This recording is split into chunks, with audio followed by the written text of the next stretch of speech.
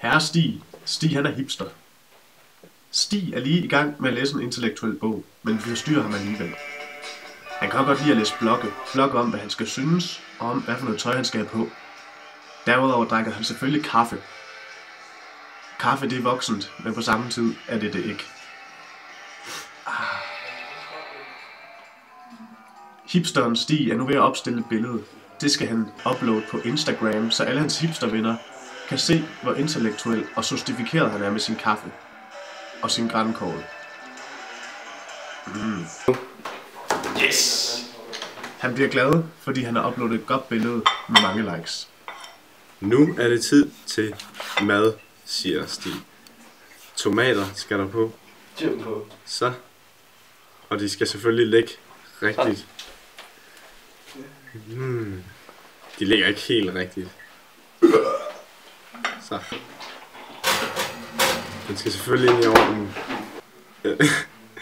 Ellers så smager den ikke godt.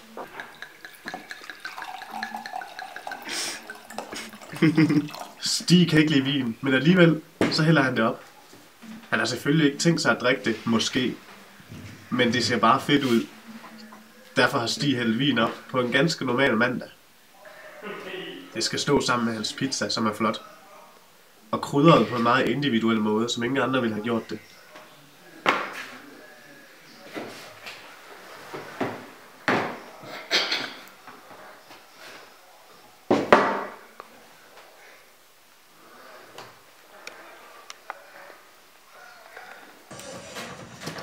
Stig er nu gået ned i den lokale musikbutik for at finde sit yndlingsband. Det er vist noget indie-rock, som ingen andre kender, men kun Stig. Fuck, de er jo kun mainstream! Hvad sker der, kæft, det er hipster, mand? Hvad? Hvad kan du så tænke dig til at stå på en lag i dag? Jamen, hvis du bare kan skrive YOLO her, ned ad læggen, det er sådan noget ret swag. Cool, dude. Det finder vi ud af. Nice. Ja. Okay, homeboys, prøv lige at tjekke det ud. Det er kraftet med swag.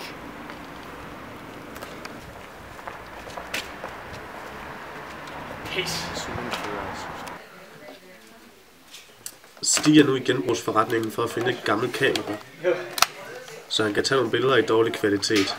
Det er nemlig fedt. Det skal han have. Stig leder nu efter hans indie-rock-plade. Det er mit yndlingsband. Dem er der ingen, der kender. Sikkert held. Nu møder Stig nogle hipster-haters. Nej. Hey! Hvad så, homeboy? Du har tabt noget. Hvad? Din værdighed.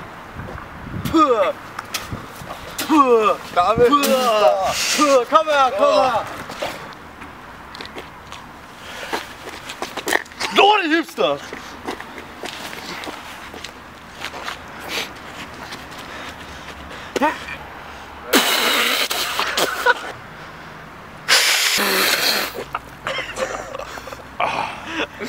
Hey! Din idiot! Det er fandme hårdt at være hipster. Men det er det hele værd. Så jeg håber, jeg ser dig på fredag. Til festen. På fredag.